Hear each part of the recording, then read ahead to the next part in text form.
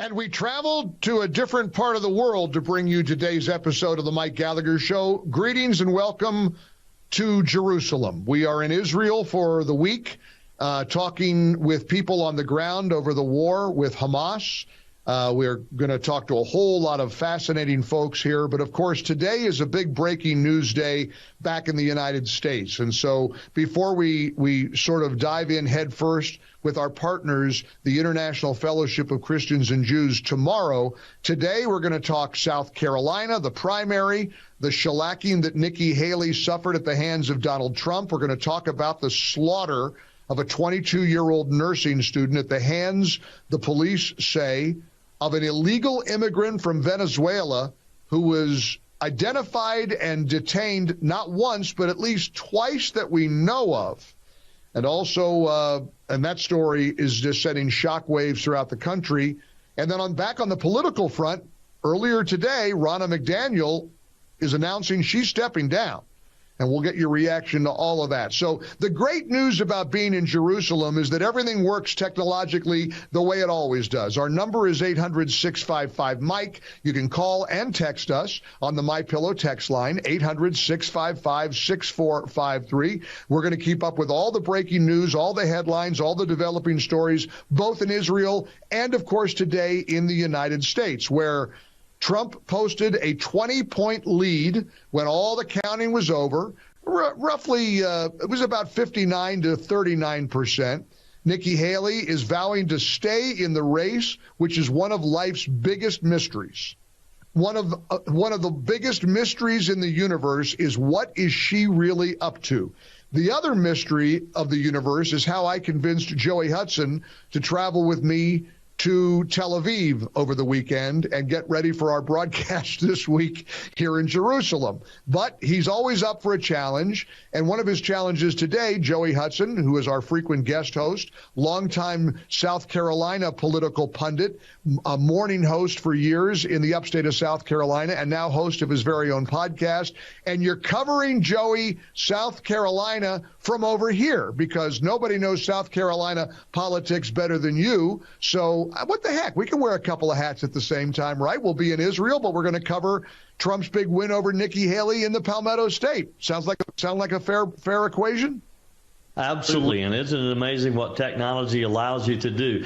Imagine doing this back when you started in radio, and you and I did a few remotes back in the day where it took a van, a huge van to carry the equipment around. Now we can do it with, through the internet. So yes, what a great opportunity to be here in God's country, literally. But to talk about what happened back in my home state of South Carolina, and was it big for Trump on Saturday?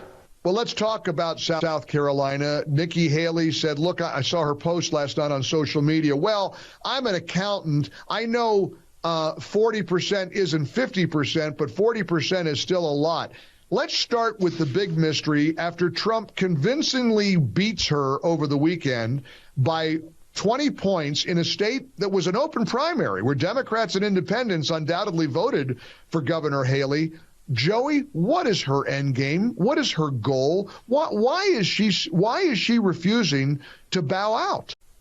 That's a real mystery, because there's no path for Nikki Haley to win, obviously, and there's no path, I don't believe, for Nikki Haley to be part of a future Trump administration again. So I'm not sure, but you talked about some of the numbers there.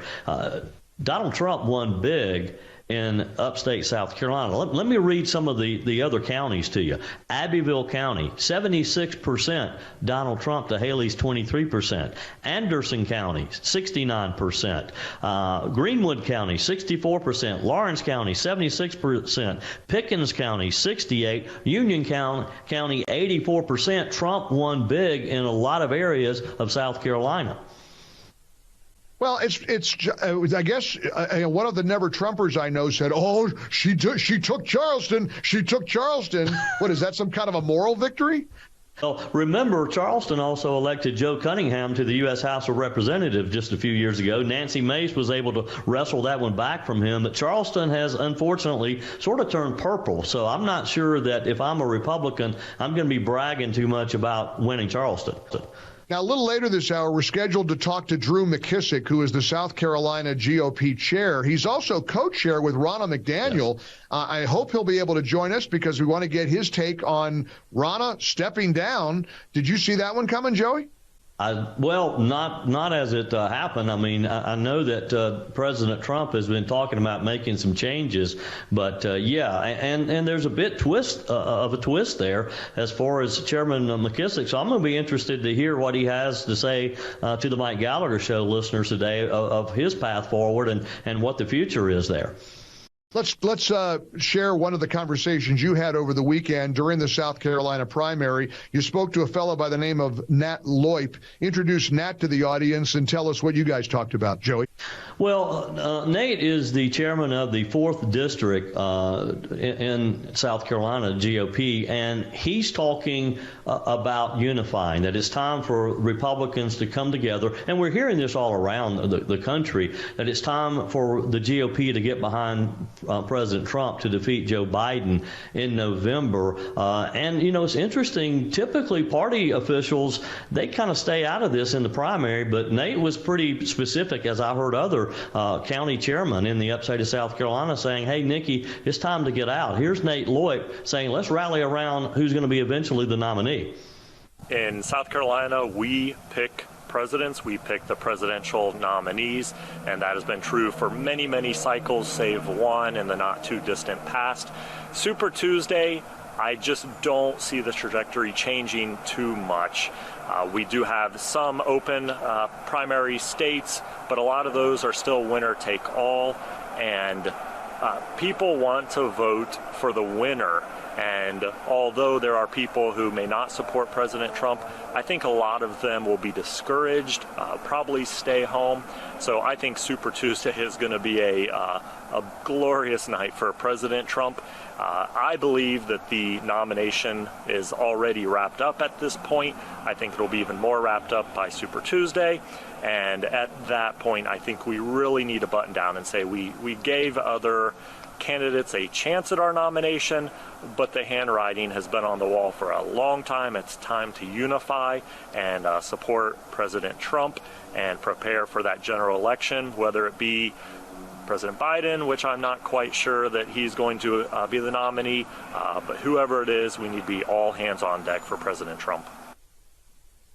Well, you know, that's what normal people say. Now, yes. Nikki Haley is not one of the normal people. And I'm getting flooded already on the MyPillow text line with text messages saying things like, whoever is backing Nikki will back her financially for a third-party run. They'll do anything to stop Trump. Here's another text from Arkansas. Nikki Haley will run as an independent, taking votes for Trump. More and more people are saying that, Joey, that's got to be what she eyes as her path to either run on this no labels, platform or as an independent, just trying to siphon votes away from Donald Trump. Do you think that's really what she's planning to do? I don't see that happening. I mean, some of her large donors, I think, are already getting ready to bail on her. And the Kochs, the Kochs already. Yeah, the Koch brothers, already said, and they were a large source of her funds. So I don't see how she goes. I don't see how she gets to Super Tuesday. Maybe she does, but certainly after Super Tuesday, I think she needs to take Nate's suggestion there and get behind the Trump so we can beat Biden in November. All right, Joey Hudson, we'll check in with you again shortly. Joey covering the South Carolina primary for us here in Israel, where we are both headquartered all this week.